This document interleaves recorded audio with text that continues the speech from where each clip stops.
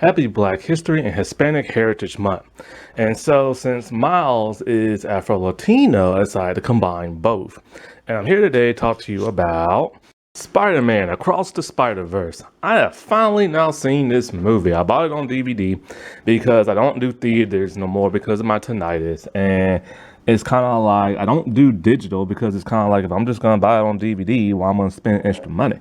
But anyway, this movie is extremely good. I will say though, the first movie is way better. Like I know a lot of people keep saying this is the most amazing movie they've ever seen, best of the year, stuff like that.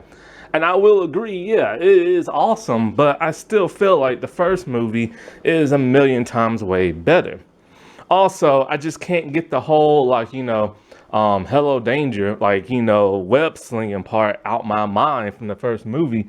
And I'm so upset that it wasn't recreated here. Like I was really hoping just something similar to that, and I didn't get that. This movie took 4 years to make because of all the different styles of animation.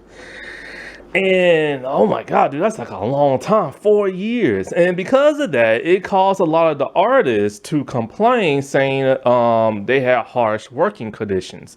That Miller and his team and all that was really pushing them weeks on end. And it caused 100 artists to walk off and everything. It's so sad that even with 4 years, they still push those people that hard. But I think Chris said it literally took 4 years. And the reason why it took so long is because of that chase sequence towards the end of the movie. That took forever. And I'm like, holy crap, dude. So, yeah. I already knew what this movie was somewhat about, going into it, because I kind of all right, I know I'm not going to watch this movie for a very long time, so I might as well spoil myself. So I already knew about the twist ending, which was amazing and stuff like that. I already knew from seeing clips of the spider chase. I already saw clips of Gwen and Miguel fighting the vulture and stuff like that. But everything else in the movie I hadn't seen, which for the most part, everything is basically in the trailer. But the more emotional heart, tug on your string stuff is the part that, I never knew about. I will say, even though I really do enjoy this movie, and even though I enjoy the first one a whole lot more, the pacing in this movie is slightly odd. The first 20 minutes of watching this movie, I'm all where's Miles at? I thought this was supposed to be his movie and stuff. See, I've said this before. I truly believe the only reason, and I mean the only reason, why this movie even got made, or this trilogy I should say, is because of the Sony email leak and the stuff that Amy Pascal said in those emails about Obama and stuff. And because of that, next thing you know, a couple of years later, look what we got. We got Into the Spider-Verse, which centers around Miles Morales, the Afro-Latino Spider-Man from the Ultimate Universe. But being them, I feel like they felt like this dude couldn't carry a movie on his own, so they started incorporating other Spider people.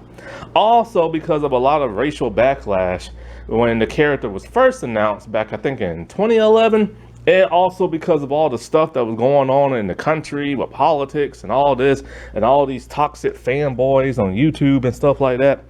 I felt like they added all these other Spider people in there to kind of be like, hey, look, here's your Peter Parker right here that you know and love and everything. See, we're not replacing him or nothing like that.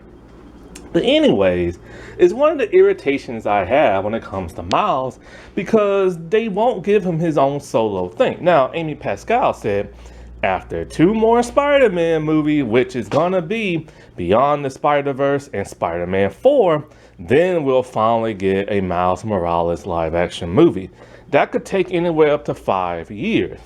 They're just now writing the script for Spider-Man 4, but Sony and Disney can't get along. Sony wants to do another multiverse thing, Far From Home. But Kevin Feige does not want to do that. He wants a more grounded story along with Tom Holland. And Sony's all like, no, multiverse, multiverse. And so it's going to take a little while for that Spider-Man 4 movie to come out. And if it took 4 years just to do this movie, it's probably going to take another 4 to 5 years, maybe even 6 at the most, until,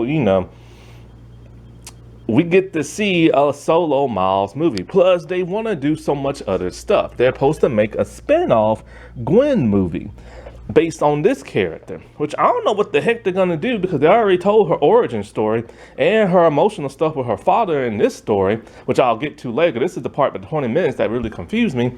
And now they're gonna make a Nicolas Cage Spider-Man noir like series and stuff. And now they got Silk supposed to be coming out, which they fired their entire writing staff, and now they want to skew it more towards men. Also, there's supposed to be a Jessica Drew based off of the white comic book character, not the black one from this movie, but the white one, and she's supposed to get her own solo movie. And there's just a lot of crap that is getting cooked up in the kitchen, and it's gonna take a long time to make. So, and plus, let's not talk about Madam Web bombing at the box office. So we don't even know what Sony's gonna do. So we don't know when we're gonna get a Miles movie. And Amy doesn't seem too eager to make it all of a sudden. And so with the first 20 minutes, I was very, very confused. Because I'm all like, whose story is this? Miles or Gwen's? Because at the end of the first movie, after Miles finally became his own Spider-Man, I was really hoping to see what he had to deliver in terms of his own solo movie. Now this is before everybody found out that there are gonna be multiple Spider people in this movie. So I assumed it was gonna be more like a solo type thing, right? And you could see what he does in Brooklyn and why people are gonna love or hate him. And for the first 20 minutes, it's just all about Gwen. And not only is it about Gwen, but she is the one who's narrating. She's recapping about what happened in the first movie. This movie started with Gwen. She's somewhere in the middle, and then it ends with Gwen forming her own team. And I'm just kind of like, isn't this supposed to be Miles' story? Then he literally just said in the movie, nah, man, this is my own story. I'm going to tell it the way I want to. Where was that in this movie? Miles felt like a supporting cast member in his own movie. He is literally the B story of his own movie. I don't understand that. Now, don't get me wrong. Like I said before, I love myself some Spider-Gwen. Oh, no, wait. Yeah, I did say that in my first movie video. I made another video that's supposed to come out next month. But anyway, yeah. I love myself some Spider-Gwen. She blew up primarily because of the comic, but also more so because of this movie. This movie helped elevate her to a higher status than that of the comic, similar to Harley Quinn in the first Suicide Squad movie with the cosplay and everything. I get she's big, I get she's huge, and I get they want to capitalize on that. But give her her own movie to capitalize on that, because like I said before, they are making a spin-off animated movie. I don't know why not live action, like everybody else is getting a live action treatment. Why can't she? But she's getting her own animated movie in the style of this movie in her universe. And I gotta say, her universe, all those bright colors and those weird shapes moving around, man, that made my eyes hurt. Because I watched this movie at night. That made my eyes hurt. So I don't know if I can sit through an hour and a half or 80 minutes,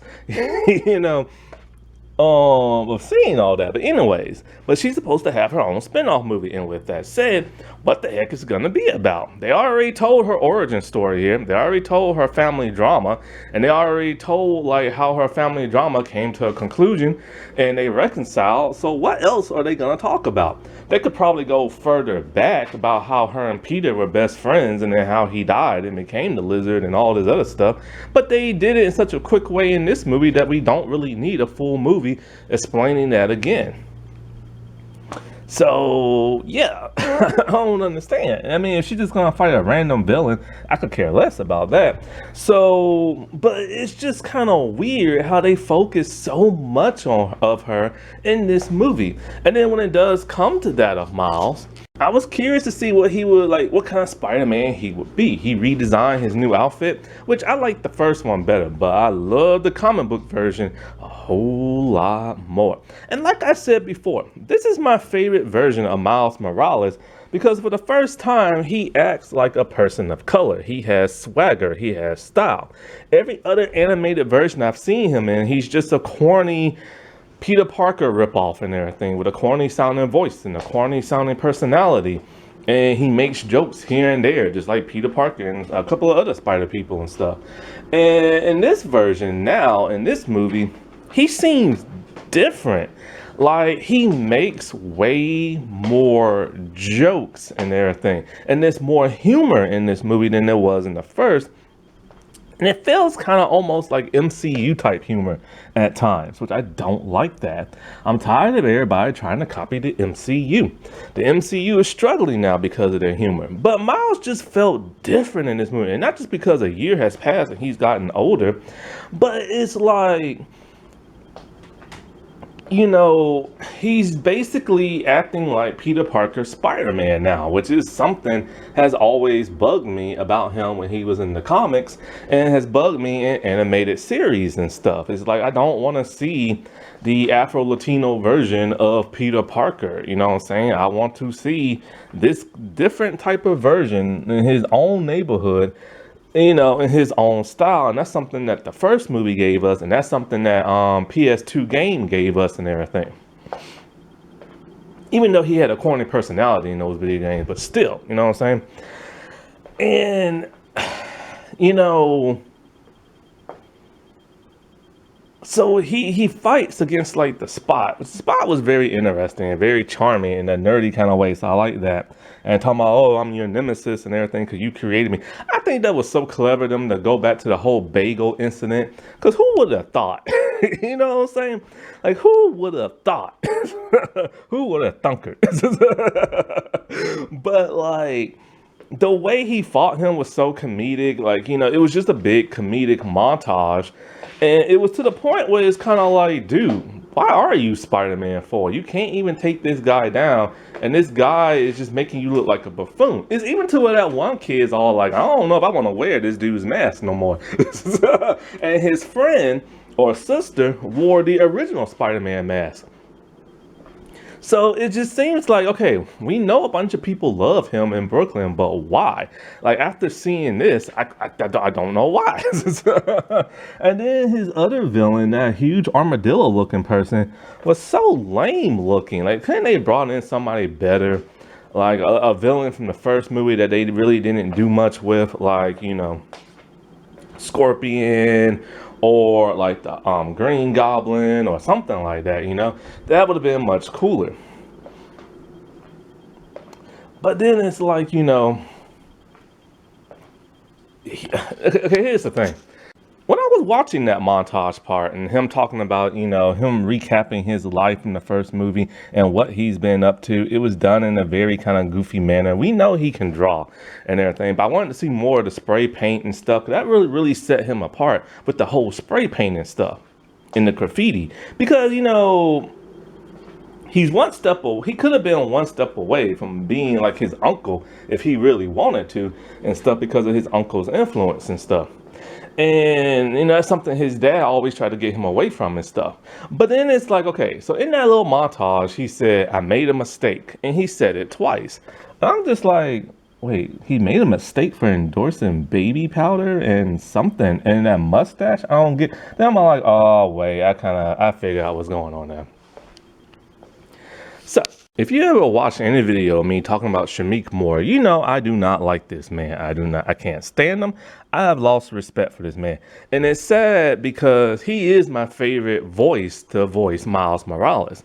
And I can't stand this dude. And the reason why I can't stand him is because during the time of Black Lives Matter a few years ago, when black people was getting shot by white cops and killed by white people and stuff like that, he decided to make an ignorant type move. He decided to put the blame on black people and everything like that. And as to why they get shot up by cops and trying to talk about, you know, like, make your life easier and this and that. Now, I will admit, yeah, there are a lot of black people in this country who screw up. And I mean, they screw up. And when they screw up, they make other black people, well, they make other people think that all black people are like that. And it sucks because not all black people are the same. But what people don't realize is that, these people who run in the streets and they get in trouble, they are literally bad. They are literally criminals. Not every black person is a criminal, and every black person should not be the same. It's the same thing with white people. Not all white people are racist. There are times, where I go off the handle about why diversity is important. And it's because back in the day, white audience don't like seeing people of color and this and that and how they hold people down and all this other crap. But I know for a fact, not all white people are the same. And not all black people are ghetto gangsters. Not all black people use the N-word. Not all black people run in the streets, stuff like that.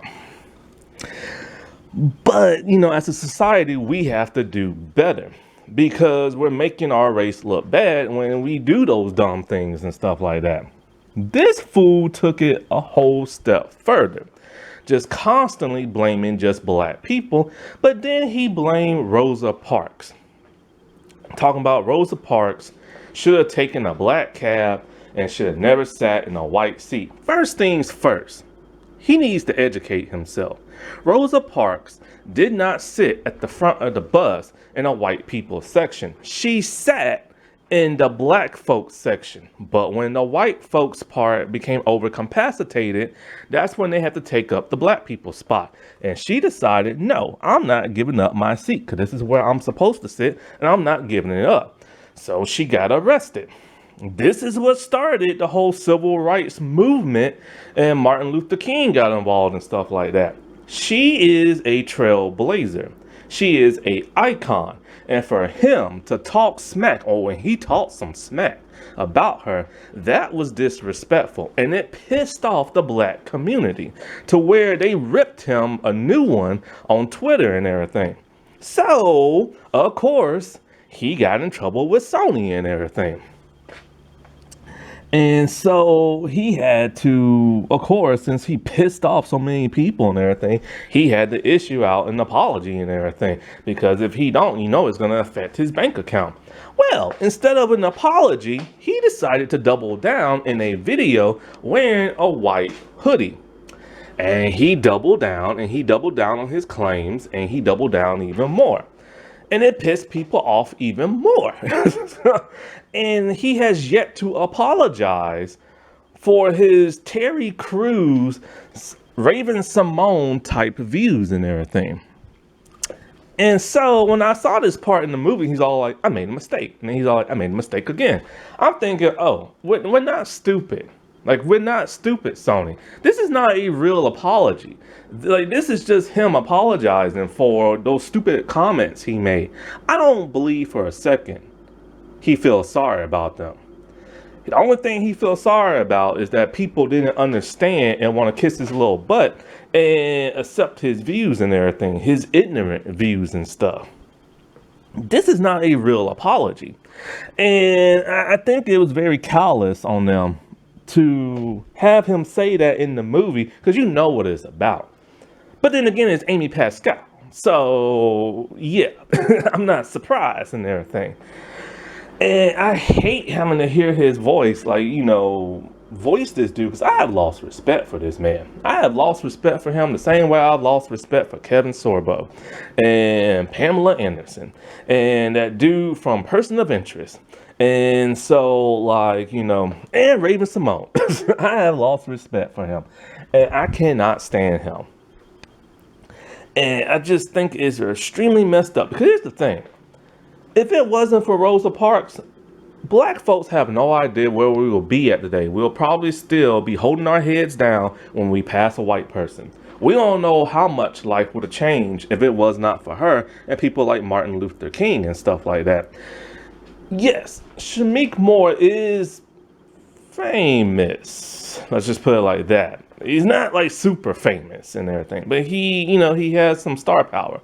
And it's like, yeah, when he's long and gone, people will remember him, but for how long? Does anybody even really remember the voice of Spider-Man from Spider-Man and His Amazing Friends that came out in the 80s? I don't. I don't even know if that guy's still alive. Heck, I don't even know if the voice actor from the 60s and the 70s cartoon is still alive. And I don't even know that man's name. So after a good couple of decades, people are going to forget him. But you know who they're still going to remember hundreds and thousands of years from now? Rosa Parks. And he had no business disrespecting that woman. And so I don't know what really he has done to earn the people's trust of Brooklyn to become the one and only Spider-Man, because the first time we see him, he's acting like a buffoon.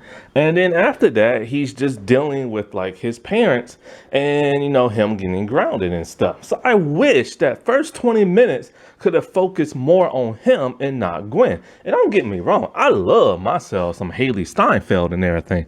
I've always said nothing but nice stuff about her whenever I talk about her movies and TV shows and stuff. Even though she is not my favorite Gwen, they don't give her much of a personality. And while she's a great live action actress, she's better when she memorizes her lines, has to say them on screen. When she's reading from a script, they don't give her much of a personality and she sounds kind of bland. Dove Cameron is my favorite Gwen Stacy. Or Spider-Gwen, I should say. But yeah, I feel like those first 20 minutes should have been focused on Miles, and we get to see what kind of Spider-Man he truly is. Because I really don't know. I honestly don't know, other than being just a generic spider person who wants to go and save people and make some jokes here and there. And so, all that stuff with his family, that was cool. But the problem with that is once you get through all that action stuff in the beginning of the movie, once you get to the middle, it slows completely down because now it's just family drama. And it seems to go on for a very long time. So I do have a problem with the pacing of this movie.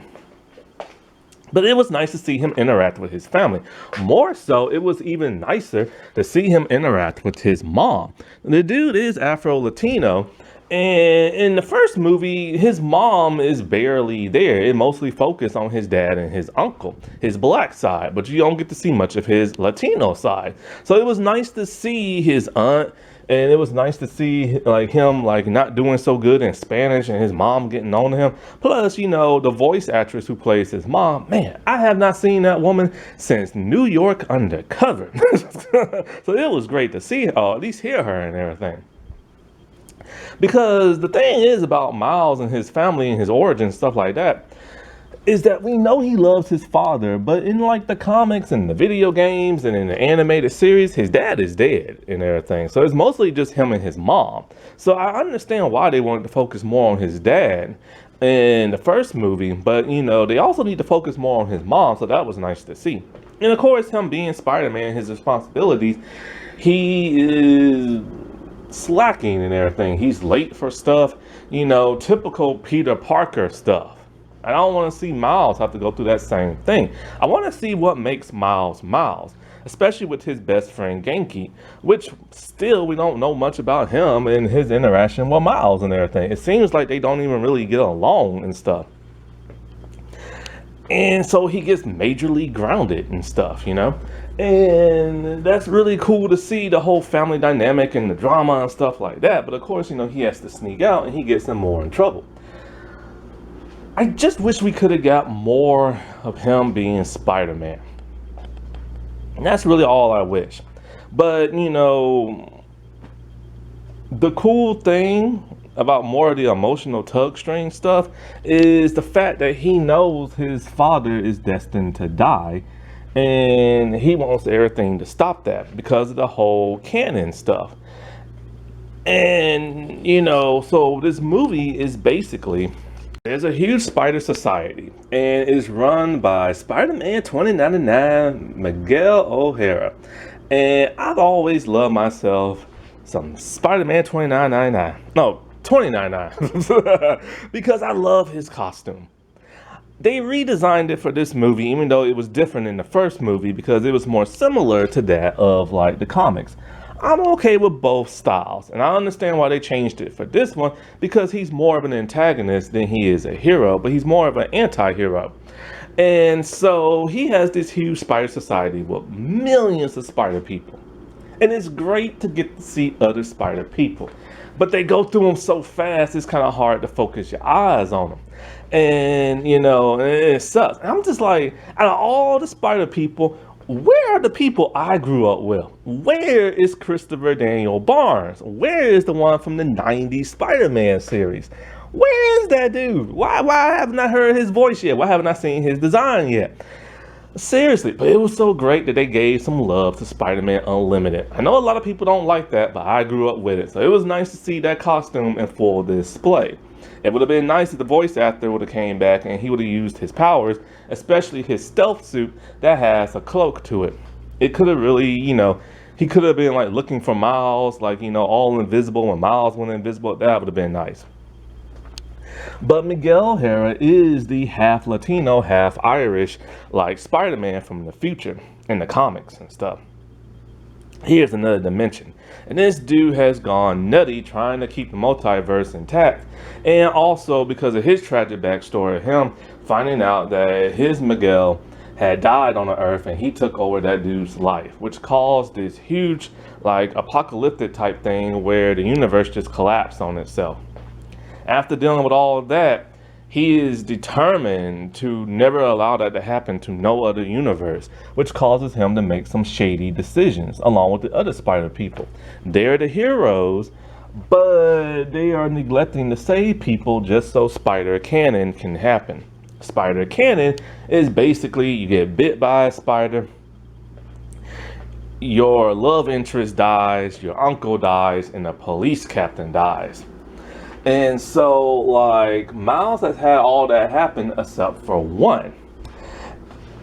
Well, his love interest never died either, so two. And, you know, it's revealed that the spider that bit him isn't even from his dimension, which is kind of cool. And so, like, you know, after Miguel helps save that Spider-Gwen from the Vulture and everything, they induct her into the Spider Society against his wishes because, you know, he just doesn't want to put everybody in the Spider Society. And so, you know, Spider-Woman, Jessica Drew, she mentors that of Gwen and stuff. And they completely redesigned this version of, like, Jessica Drew. Like, the costume's different. They changed her race, which pissed some people off. But you gotta think about it. Somewhere out there in the multiverse, you got your original version. Anyway.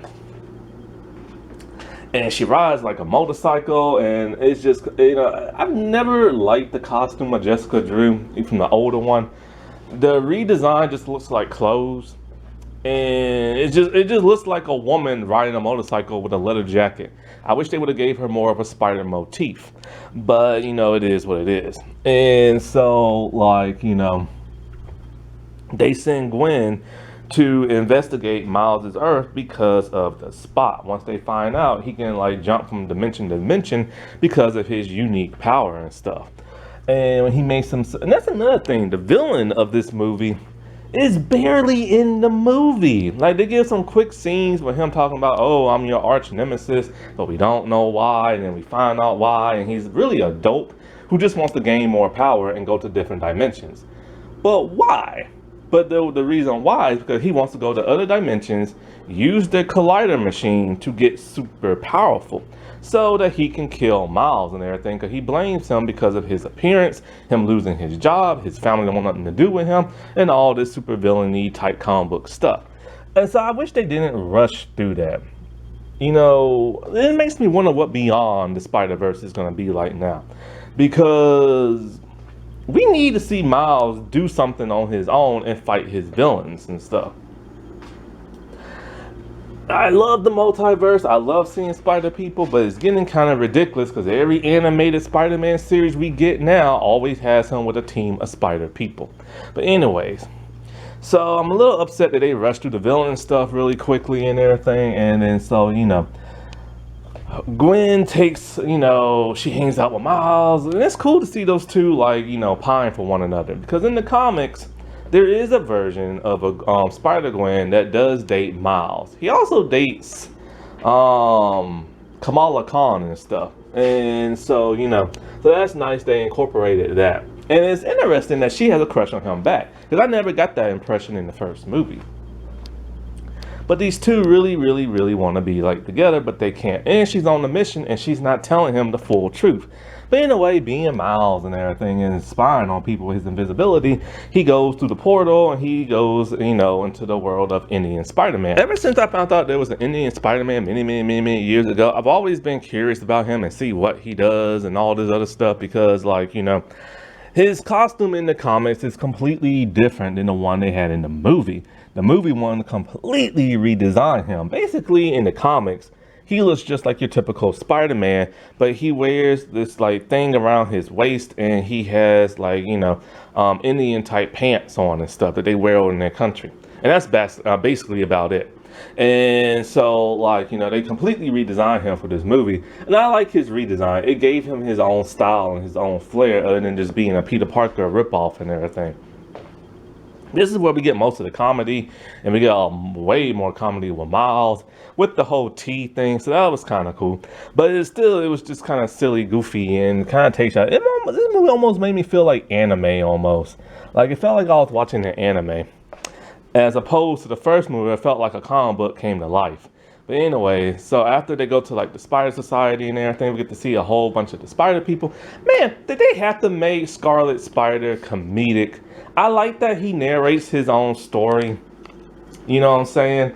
Like, it reminds me of the Mirage Ninja Turtles from Turtles Forever when they narrated their own story. But did they have to make him so comedic? Because that dude has one of the best costumes from like the 80s era and one of my favorite Spider people, I am disappointed they didn't do the whole comic book thing, zoom in the front of the screen where it's all like, all right, let's tell this story again. And then they tell the origin story and stuff like that. I missed that from the first movie, so that would have been nice. But it's really sad because when Miles is in this whole Spider Society and he finds out the truth about the whole Spider canon and how he's an anomaly and how he was never supposed to be Spider-Man, it really feels sad. It really feels like nobody wants him. You know what I'm saying? And that's kind of the truth when it came to him in the comics originally. When he was first introduced, people did not accept him because Peter Parker Spider-Man died and then he took up the mantle. And people was furious about this. But then later on, they learned to love him. And then they learned to hate him again because people became toxic again.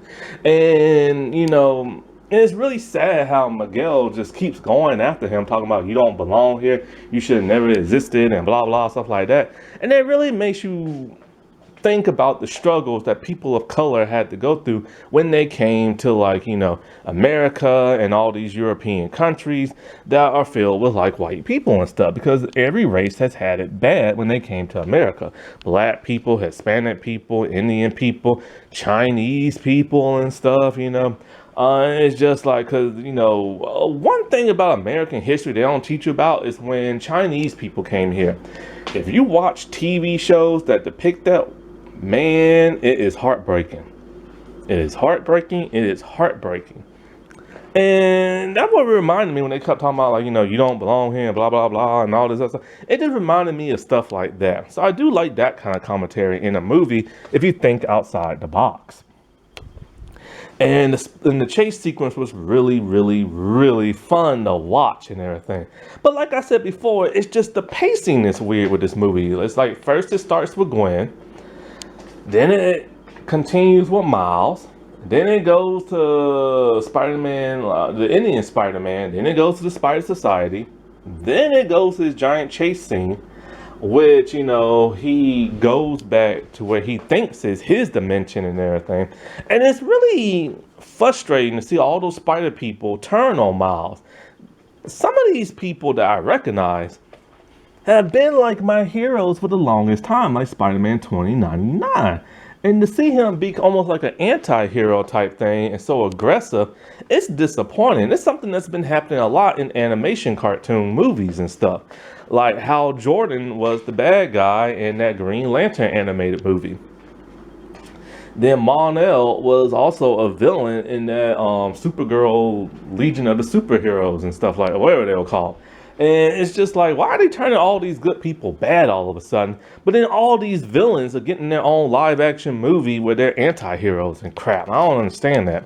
Anyways, so he gets on the machine and he thinks he's back in his universe. And I love the little switcheroo with that, because you really think he's in his dimension. But then when he put on that jacket, it's kind of like, that's not his jacket from the first movie.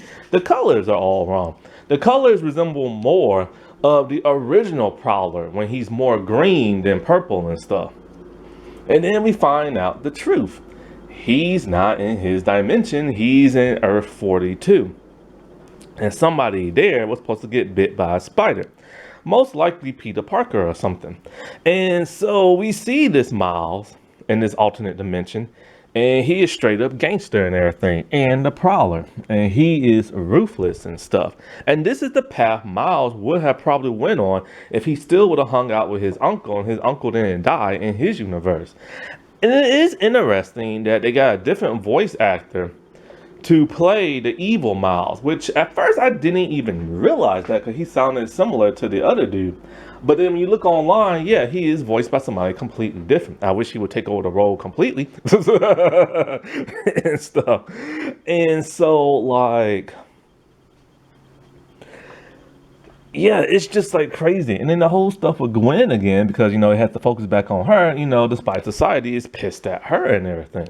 And so they send her back home. And what's so messed about Miguel sending her back home, see, the reason why Miles wanted to go back home, because he doesn't want his father to die.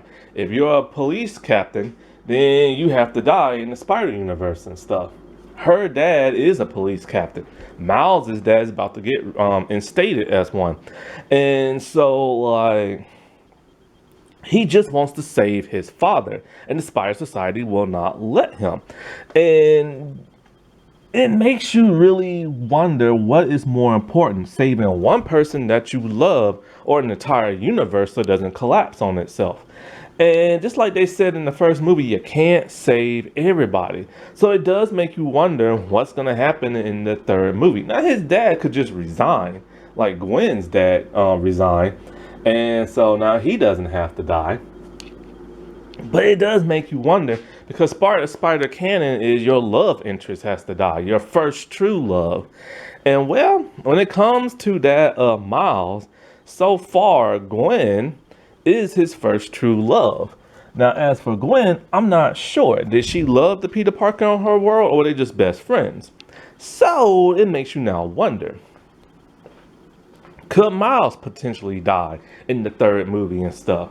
Or could Gwen die? So it would really be ballsy if they were to do something like that. Oh, I forgot. Hobie was pretty cool, but I never know what that man is saying. Speaking of which, what is up with the audio in this movie? I thought there was something wrong with my ears or the TV, but apparently there's an audio problem with this movie in general, and it still hasn't been fixed yet. Like, I have no idea sometimes what people are saying, and sometimes the music is so loud it drowns out what people are saying.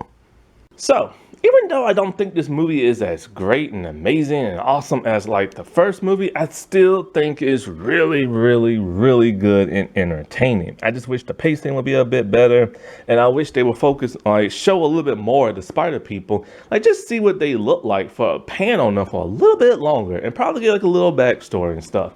It's interesting to see Gwen form her own team. Other than Miles, because apparently he can't do nothing in his own movie. And, you know, she gets the Spider people back from the first movie, along with a few others she met in this movie, like Indian Spider-Man and somebody else. I forget who it is. And so, but I wish, you know who I wish would be part of the team? I want to see the 90s Spider-Man. I want to see Spectacular Spider-Man, Ultimate Spider-Man. I want to see, heck, even the crappy MTV one and everything. Like that, like bring the ones from the animated series, the one people know and love. That would be so great if they were to do that and stuff. All right, I'll talk to you later. Bye.